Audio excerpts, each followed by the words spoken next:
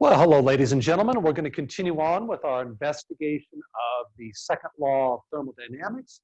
Last time we set the ground rules, which is a set of vocabulary about spontaneous processes, natural processes, reservoirs, cyclic devices, coefficients of performance, efficiency. So we set the ground level for our discussion of the second law of thermodynamics.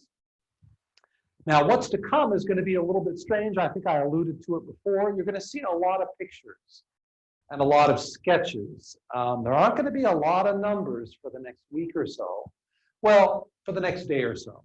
The second law of thermodynamics is pictorial in nature, and later on we will be adapting it to numbers. So for those of you that like numbers and calculations and equations, just be patient. Within a day or two, we're going to be getting back to equations and numbers. But in the meantime, we're going to be working with figures and sketches, pictures, if you like, about how the universe works, and in particular, pictures describing the second law of thermodynamics.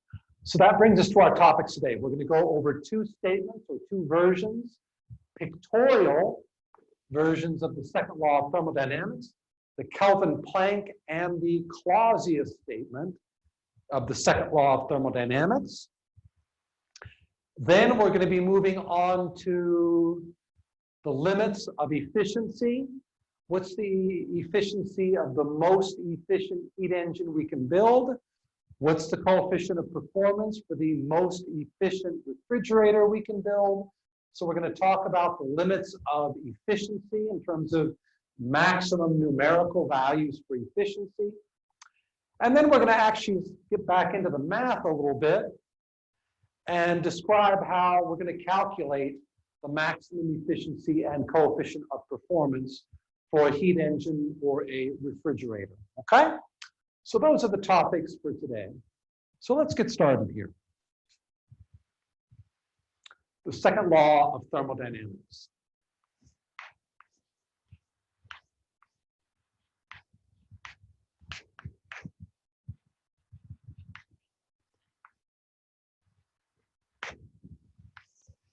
Second law of thermodynamics. Well, there are two versions of this law, and they are both pictures. Let's say we have a reservoir. Remember what a reservoir is? A reservoir is a very large system, such that no matter what the heat interaction is, temperature remains essentially constant. So I have some sort of a reservoir. Kind of a reservoir here. And this reservoir feeds a certain amount of heat, QH, into a cyclic device. And this device is a heat engine. Remember, a heat engine produces work. It takes heat and produces work. So this heat engine supposedly produces a certain amount of work over the cycle. Okay? What the Kelvin-Planck statement of the second law says, this situation is not possible. In other words, work over the cycle cannot be greater than zero. So write work cycle greater than zero and put a big cross over the top, a big X. A device working in a cycle cannot extract heat from a reservoir and produce the equivalent amount of work. So that is the Kelvin-Planck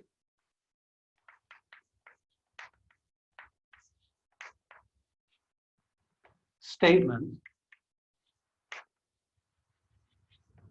of the second law of thermodynamics. This device cannot produce work interacting with a single reservoir. Now, one thing I will say, work could be done on the device, and we could reject heat to the reservoir. That's possible. Instead of the device producing work, we could do work on the device, thereby rejecting heat to the reservoir. That is possible. But it is not possible for any heat engine to produce a net amount of work over the cycle interacting with a single reservoir. Okay, so that's the Kelvin-Planck statement of the second law. And it's a picture. It's a picture. There's another statement of the second law.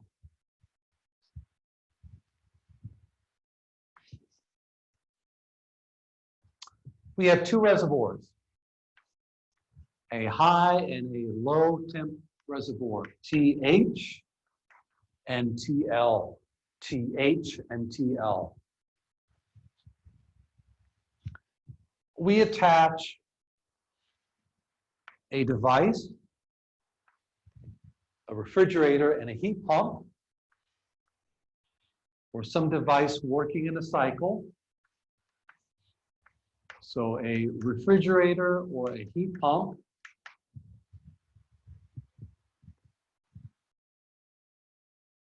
Okay? Now, refrigerator or heat pump normally requires a work input to lift heat. Q low from the low temperature reservoir and shove it up to the high temperature reservoir. Usually requires an input of work.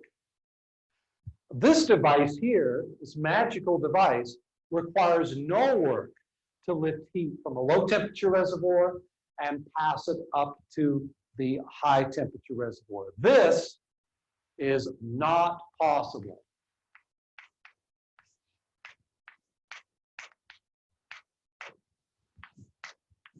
Okay?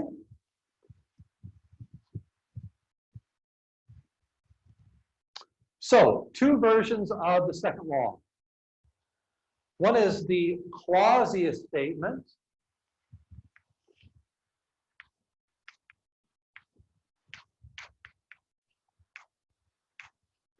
Clausius statement of the second law. A workless device operating over a cycle can lift heat from a low temperature and force it into a high temperature reservoir. That is not possible. And then we also have the Kelvin-Planck statement.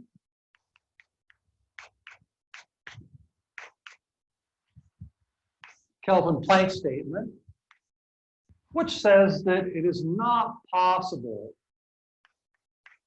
to take heat from some reservoir at temperature TH and rejects a certain amount of heat QH.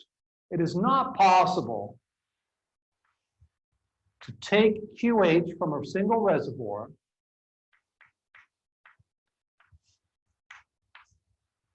and produce a certain amount of work W over the cycle. Not possible to produce work while the heat engine interacts with a single reservoir. So this is not possible.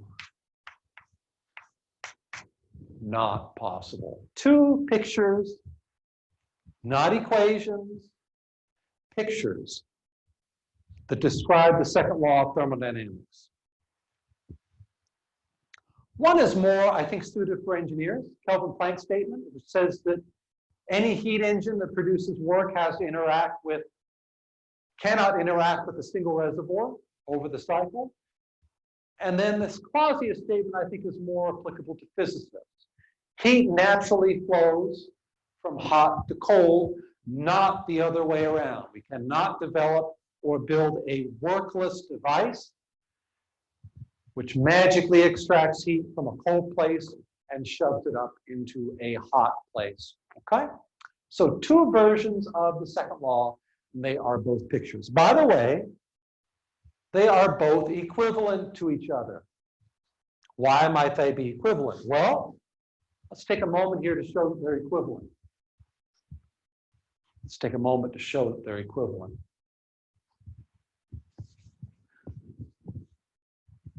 Let's say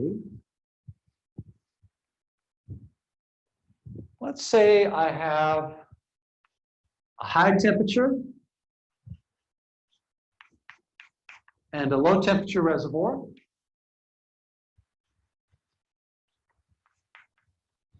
High temperature and a low temperature reservoir. And I have a refrigeration device. This thing works in a cycle, so it's a refrigeration device. So I have a QH refrigerator and Q low refrigerator. The heat transfer from the low temperature reservoir by the refrigerator, the heat transfer to the high temperature reservoir by the refrigerator. And real refrigerators that we know we can build require a work input, work cycle for the refrigerator, okay?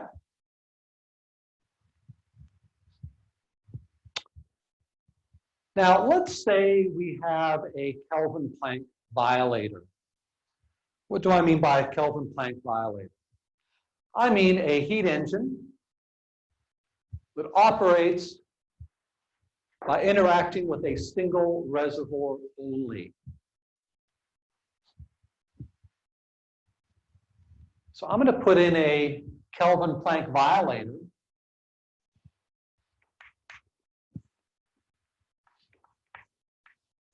So I'm going to write here, KP violator.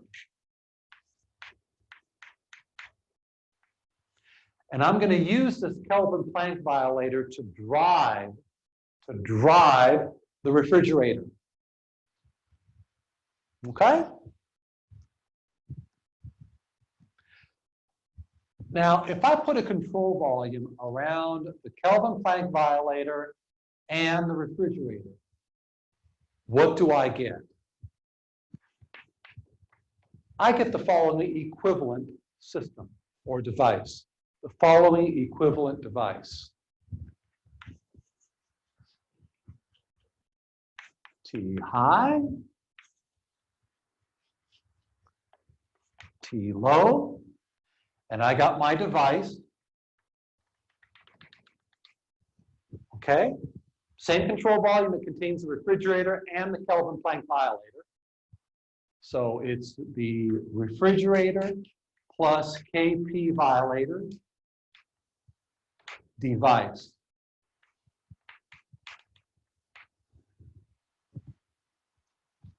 It is extracting a certain amount of heat, QL ref,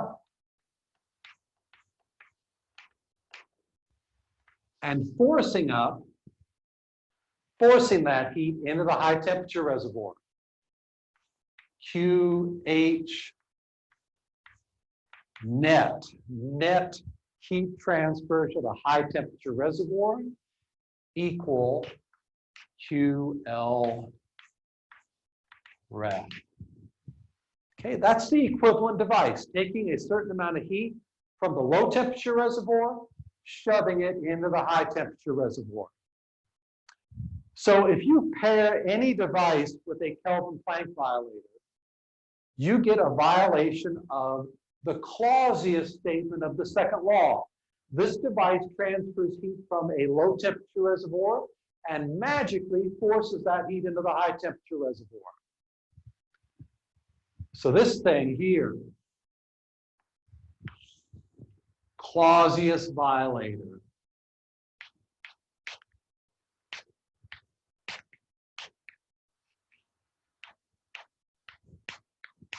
Not possible. Oh, running out of space here. Not possible. Okay, so the Kelvin-Planck and the Clausius statements are equivalent because I can connect a Kelvin-Planck violator to any refrigerator or heat pump, and I get a violation of the Clausius statement of the second law. So either one of them can be used. They're both equivalent. You should memorize both statements of the second law. You need to commit to memory both the Clausius statement and the Kelvin-Planck statement of the second law of thermodynamics, understanding that they are equivalent. They are equivalent.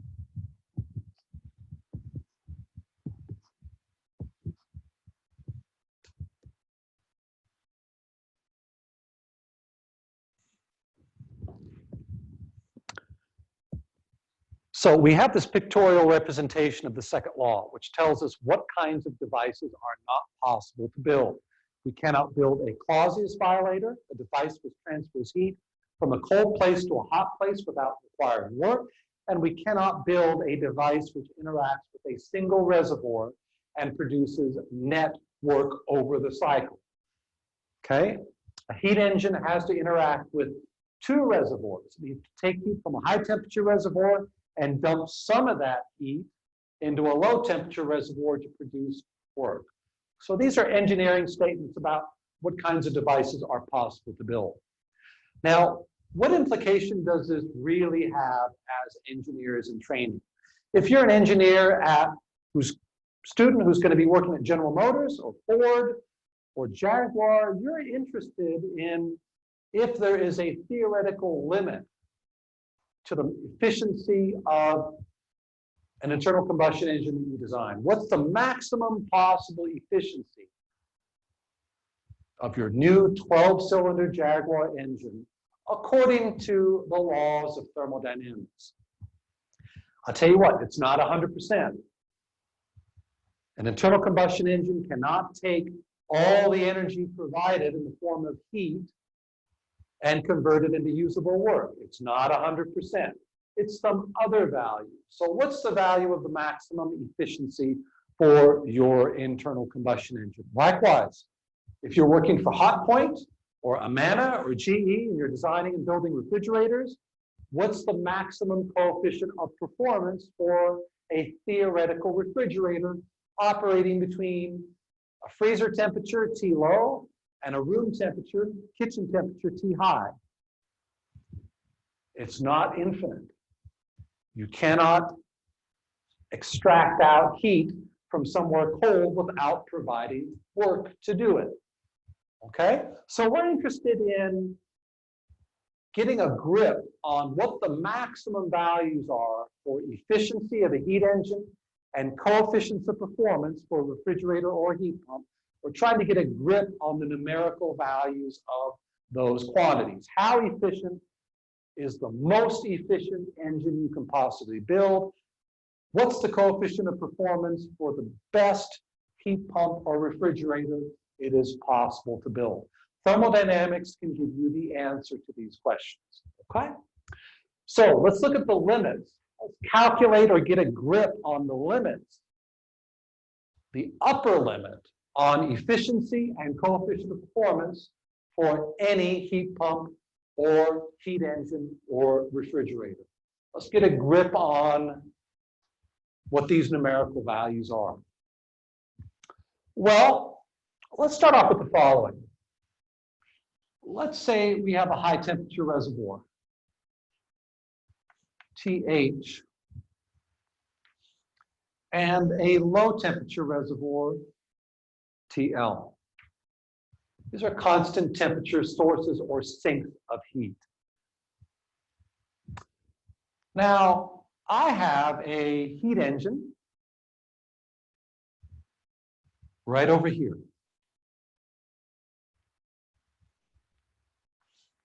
So here's a heat engine, and it's working in a cycle. Now, this heat engine receives a certain amount of heat, QH heat engine. It takes some of that heat and produces work.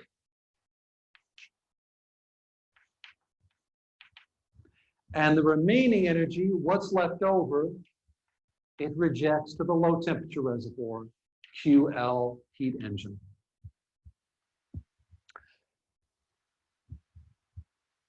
Now, I am going to take a heat engine which can be reversed, a reversible heat engine, and I'm going to put it side by side with my heat engine. What do I mean by reversible heat engine? I mean that this new reversible heat engine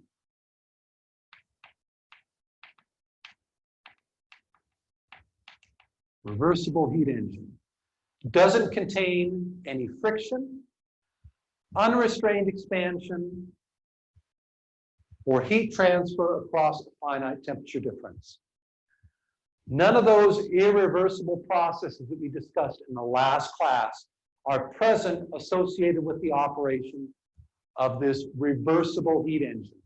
It basically means in practice that I can run this heat engine and then I can reverse everything and run it as an equivalent heat pump or refrigerator.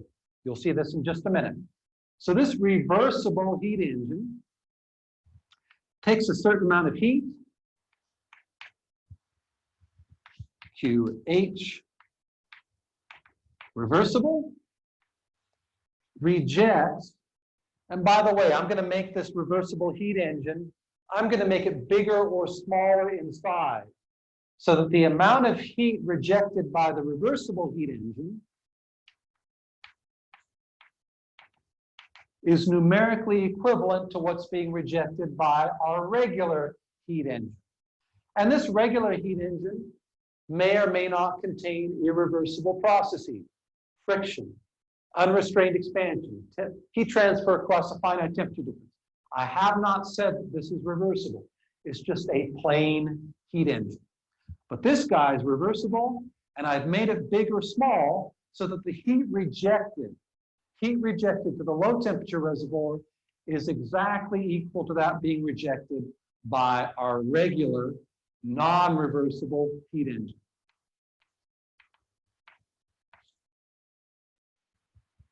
Let me get my notation right. QL heat engine.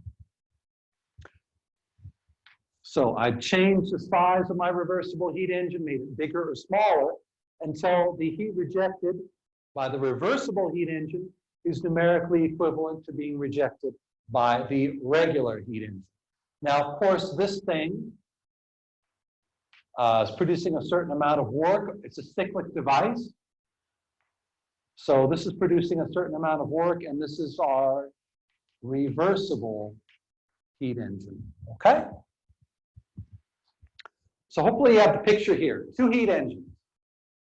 One may or may not be reversible. It may be irreversible, contain friction, unrestrained expansion, heat transfer across a finite temperature difference. Then I have a reversible heat engine, which doesn't contain any irreversibility. No friction, no unrestrained expansion. We'll apply those in more detail later. No friction, no unrestrained expansion, no heat transfer across a finite temperature difference. So we have a reversible heat engine, okay? So this is the situation here. Two different heat engines, fine. Now,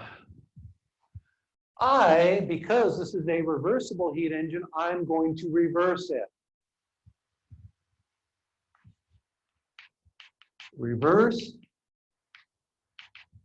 Reversible heat engine. So that means all the signs, all the arrows get flipped here. Flips, signs, and direction of heat transfer and works. Okay, when you reverse it, all the signs flip and the arrows flip in terms of the energy transfer. So let's write what we have here. Let's see what we got. So here's our T high, and here's our T low. So we have our reverse heat engine, which is now a heat pump or refrigerator. I'm just going to write it as rev heat engine, and I'm going to write right below it in parentheses, reversed. So I'm reversing my reversible heat engine. So now it's taking QL reversible, which by the way is equal to QL for my heat engine. It's taking heat from the low temperature reservoir, shoving the heat, and then some, shoving the heat up to the high temperature reservoir and then some, and is receiving a certain amount of work. Work, reversible. Okay? So the thing is a reversed heat engine or a refrigerator or heat pump receiving W reversible to transfer heat QL from the low temp to the high temperature reservoir. Let me put in my regular heat engine, which is to the right. So here's my regular heat engine. It's working in a cycle. These are all working in a cycle. So this guy received QH, heat transfer from the high temperature reservoir, rejected some heat QL to the low temperature reservoir, producing a certain amount of work. Now here's the key. I'm going to take some of the work produced by the heat engine to drive the reversible heat engine. Okay? So I'm going to subtract off the work produced from the work produced by the heat engine. I'm going to subtract off the work consumed by the reversed heat engine, and I will get a W net, a net work. What is this net work? It's equal to the old work produced by the heat engine minus W reversed. So the net energy or work, the net work produced by the heat engine, some of the work is produced to drive the reversible heat engine. The net is the work produced by the heat engine minus that consumed to drive the reversible heat engine. Now, let's draw a control volume around this composite device.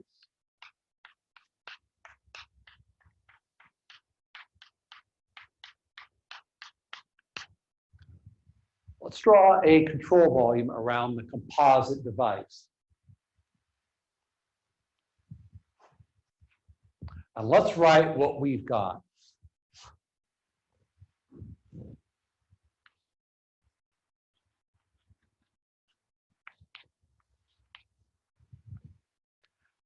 So here's our composite device. And here is our low temperature reservoir.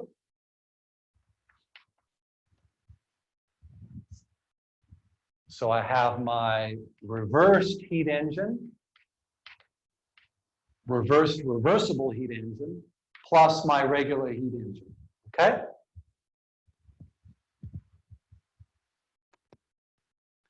Now, the net power produced by this thing, W net, is equal to W heat engine minus that used to run the reversed heat engine, reversed reversible heat engine. So W reversible. That's the net power produced. And the net heat transfer. The net heat transfer is, let's go back here and look at it. The net heat transfer is Q high heat engine minus Q high reversible. So the net heat transfer from the high temperature reservoir into our composite device is Q high heat engine minus Q high for the reversible heat engine, okay? So that's my net heat transfer from the high temperature reservoir. What's my net heat transfer to the low temperature reservoir? What's the net heat transfer? Well, I have QL from the heat engine being rejected to the low temperature reservoir, but I have equal and opposite amounts of heat being extracted from the low temperature reservoir to power my reversible heat engine. So the rejection from the heat engine gets canceled out by the extraction from the reversible heat engine, and there's no heat transfer to the low temperature reservoir.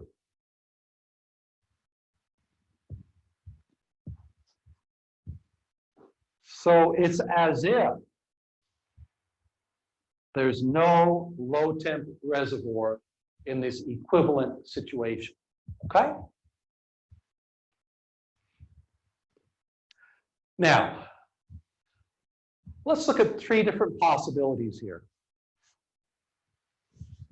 Let's look at three different possibilities.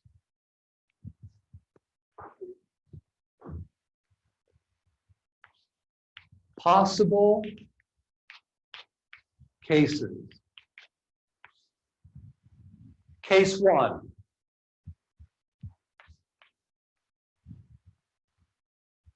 The work produced by the heat engine is less than the work produced by the reversible heat engine.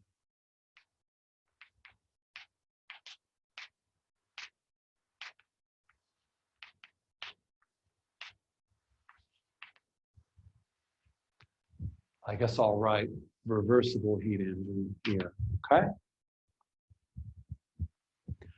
In other words,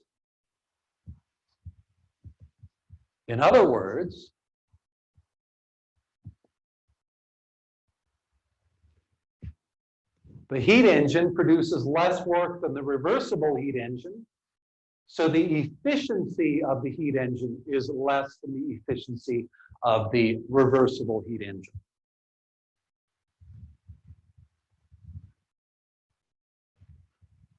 So work by the heat engine is less than that of the reversible heat engine, which implies eta for the heat engine. The efficiency of the heat engine is less than the efficiency of the reversible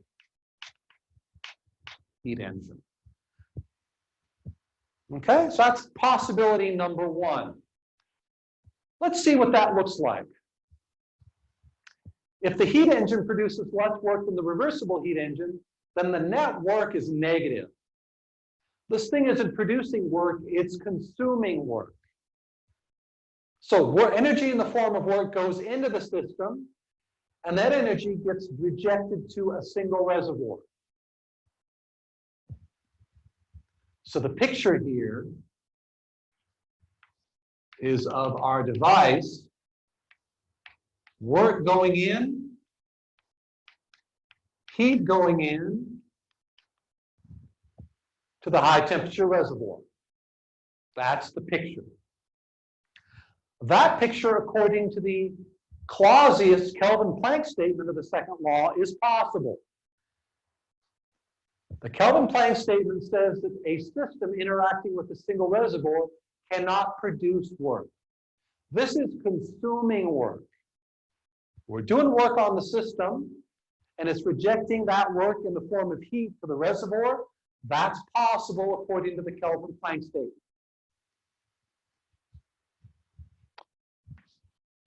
Possible via Kelvin-Planck statement.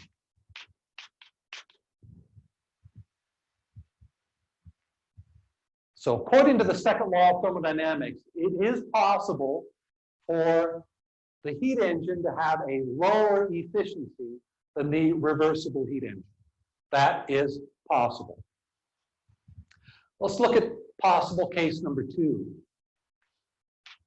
W heat engine is equal to W reversible heat engine.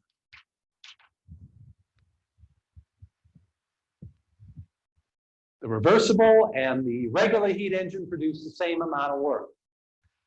That means W net is equal to 0. This device works in a cycle. It produces no work over the cycle. Therefore, it cannot extract any heat over the cycle. So this implies the works are the same. This means the efficiencies are the same. The reversible heat engine and the heat engine have the same efficiencies. And the picture here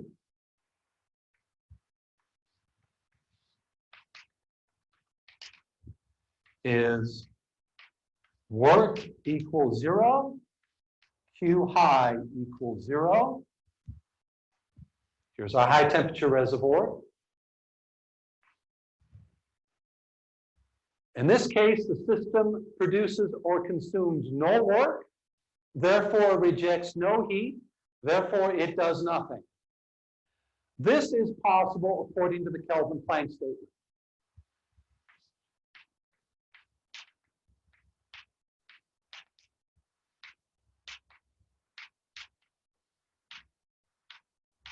The Kelvin-Planck statement simply says that this device cannot produce work over the cycle. It doesn't say it can't consume it or it can't do nothing. It can do nothing, it can consume work, but it cannot produce it. Let's go to our final statement or final case. Let's say that the work of the heat engine, we first asked what the case state of affairs was. It would produce less heat than the reversible, less work than the reversible, equal work. The only remaining case is the heat engine produces more work than the reversible heat engine. W heat engine greater than W reversible heat engine.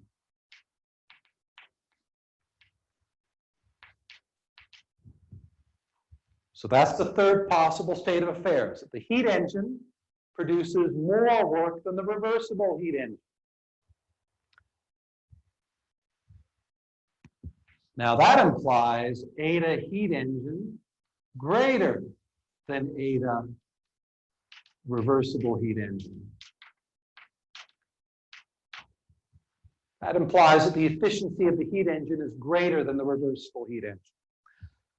If that's true, if this is greater than this, then W net is positive.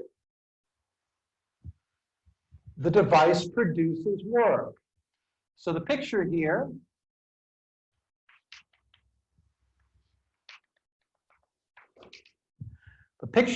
is a device that produces net work. That's what case 3 implies.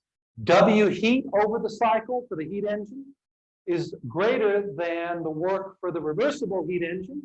Therefore, the net work is positive. Therefore, this guy interacts with a single reservoir and produces net work. That is a violation of the Kelvin-Planck statement of the second law. Not possible via KP statement. Not possible. What do we conclude? What do we conclude? We conclude that the maximum possible efficiency of any heat engine, conclusion, the maximum possible heat efficiency of any heat engine is equal to the efficiency of the reversible heat engine.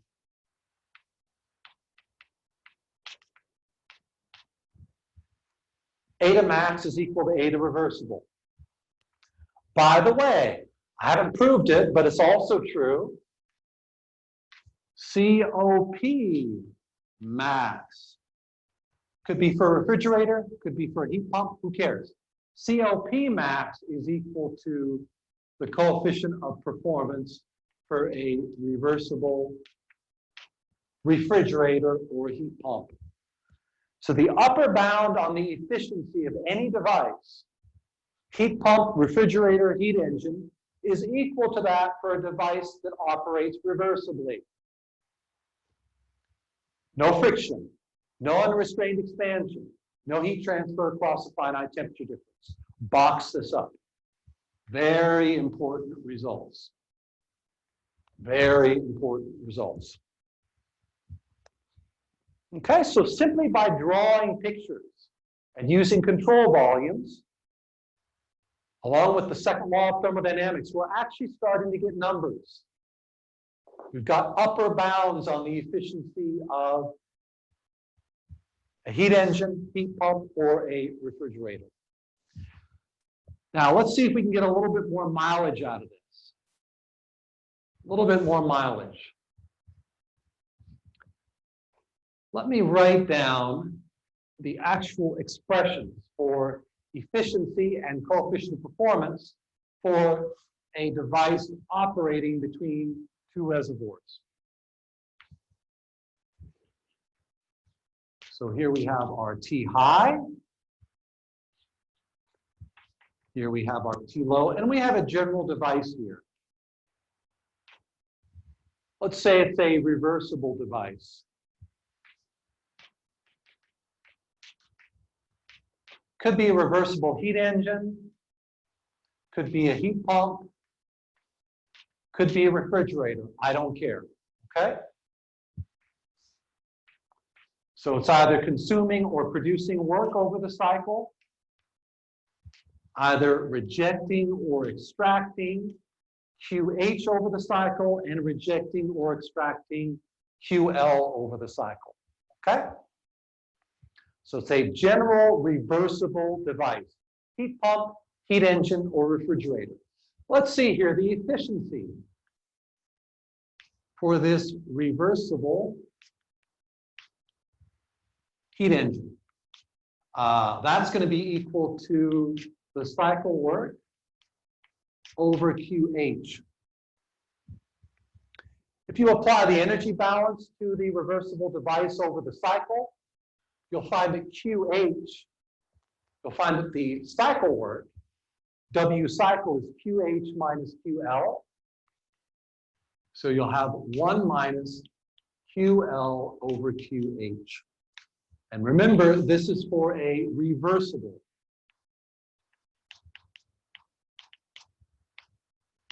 Reversible device or process. Reversible process. Okay? Again, work cycle is QH minus QL. Okay, do a little cancellation. 1 minus QL over QH. COP, let's say for a refrigerator. The benefit for a refrigerator, what we're trying to do is transfer heat from the low temperature reservoir, and we must apply work over the cycle to do it. Work cycle is Q high minus Q low.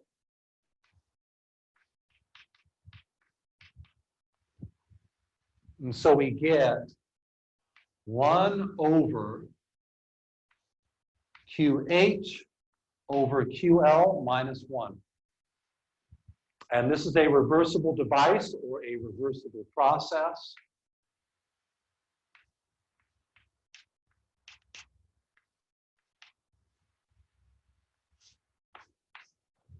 Okay.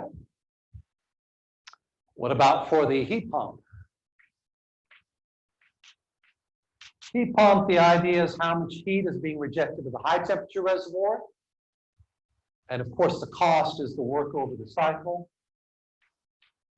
The work over the cycle is Q high minus QL.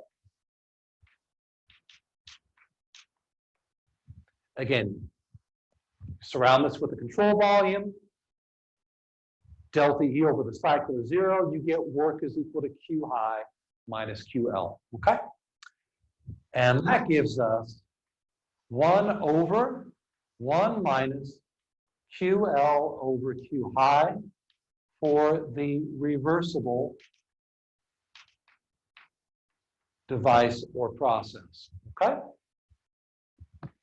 So all these coefficients of performance and efficiency have one thing in common. They have the ratios of the heat transfer, either QL over QH or QH over QL for the reversible process. They all involve a ratio of heat transfers. If this were a continuously running device, this would be W dot, QH dot, QL dot for a continuously running device.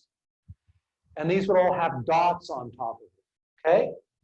But the idea is still the same. The ratio of the heat transfers for a reversible process appears in all the expressions for efficiency and COP for the device, okay? What is the relationship or the ratio of QL over QH for a reversible process? I'm going to state without proof.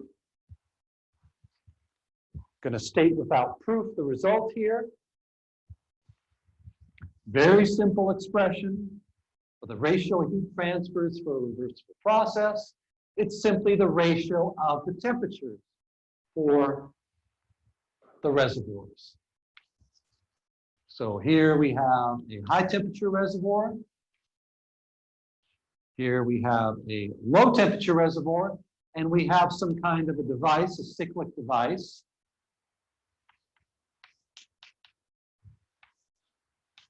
Could be a heat engine, could be a refrigerator.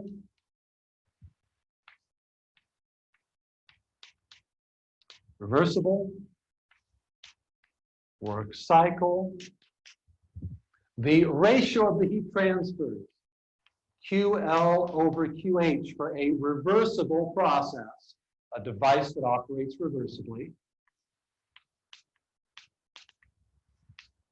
is equal to the temperature ratio of the associated reservoirs, TL over TH. Ratio of the heat transfers is equal to the ratio of the temperatures. By the way, again, as I just said a moment ago, this also works for a continuously running device. So I can also say Q dot L over Q dot H for a continuously running reversible device is also equal to TL over TH. So if you want to write that right over here, that's just fine with me. Put a box around these. Very important result. Very important result. Two things to note here. If you flip this, QH over QL for a reversible process is equal to TH over TL. Q dot H over Q dot L is equal to TH over TL for a reversible process. So you can take the reciprocal and it also applies. One other little thing is these temperatures are absolute temperatures. They are not in centigrade or Fahrenheit. They have to be in Kelvin or Rankine or some other absolute temperature scale. So TL and TH, absolute scale. In other words, need to be in degrees Kelvin or degrees Rankine.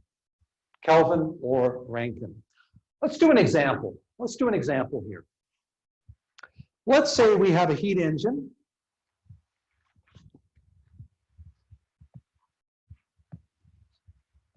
Let's say we have a heat engine.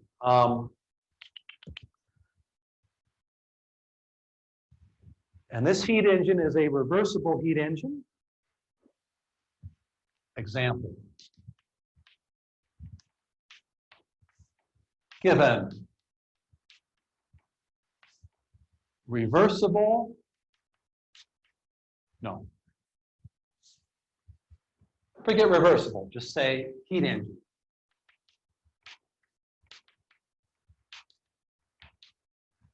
And I have some temperatures here. Let's see here. We have T high is equal to 555. I'm sorry, 550 degrees C. T low is equal to 25 degrees C. So I got my reservoir temperatures. What do I want to find?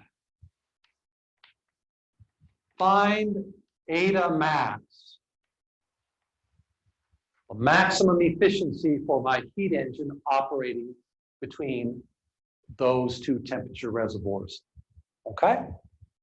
What's the maximum efficiency?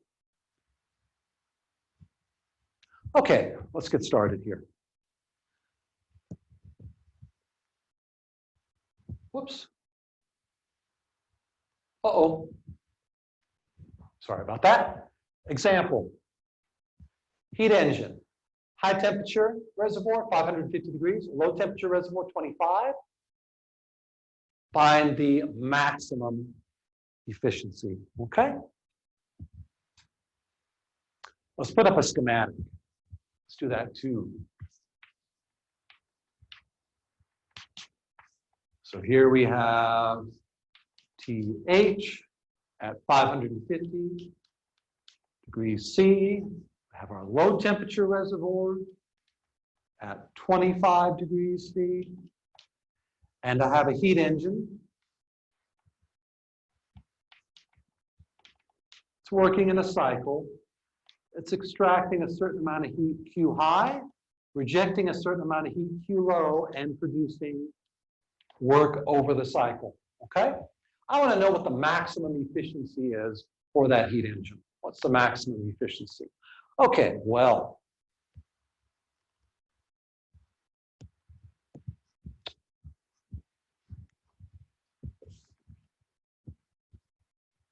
analysis.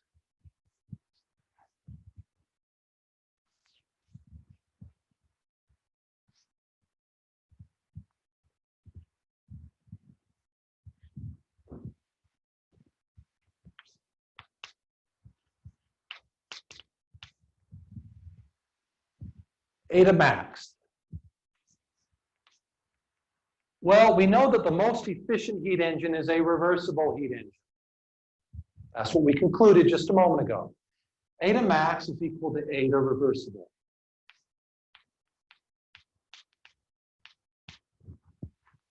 Now, what's the efficiency of my reversible heat engine? Well, from the definition of efficiency, so it's the cycle work divided by the heat input, and this is for a reversible heat engine. Remember, the cycle work is equal to Q high minus Q low, and this is for the reversible heat engine, okay?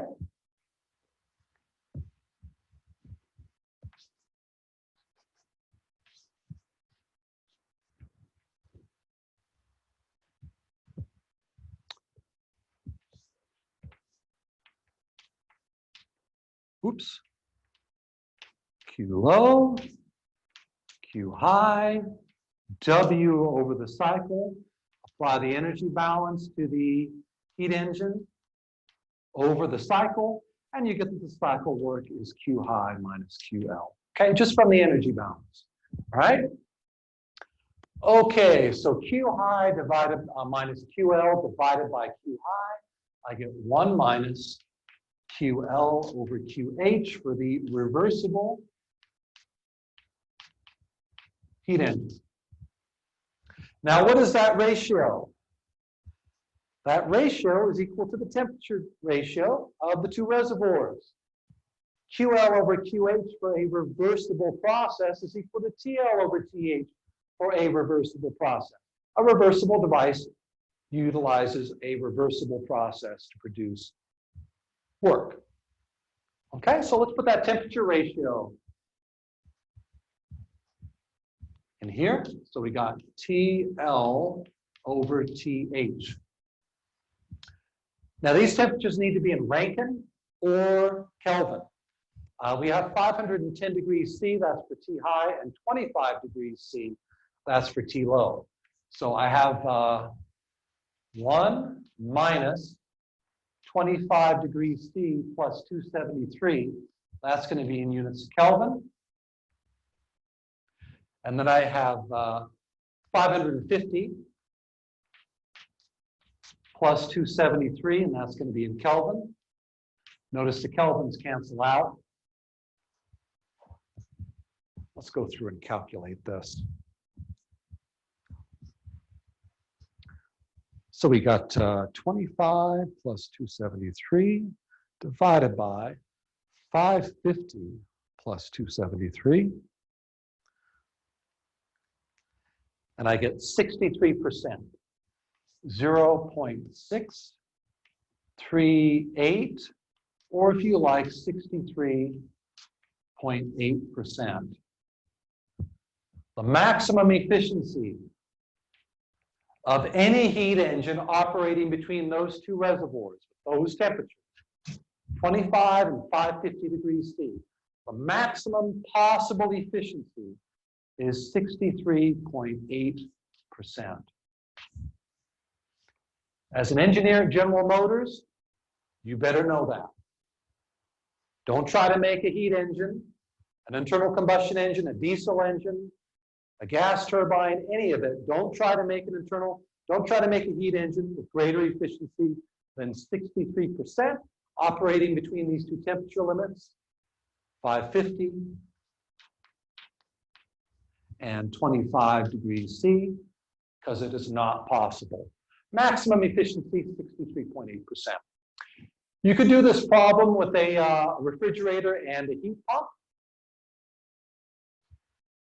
The ratio of the heat transfers, QL over QH, will be equal to TL over TH, and you could calculate the maximum efficiency of an equivalent refrigerator or heat pump operating between these two reservoirs as well. You could easily do this problem with a refrigerator or a heat pump. All right, ladies and gentlemen, I think that's all for today. We'll finish this up next time and move on to more material.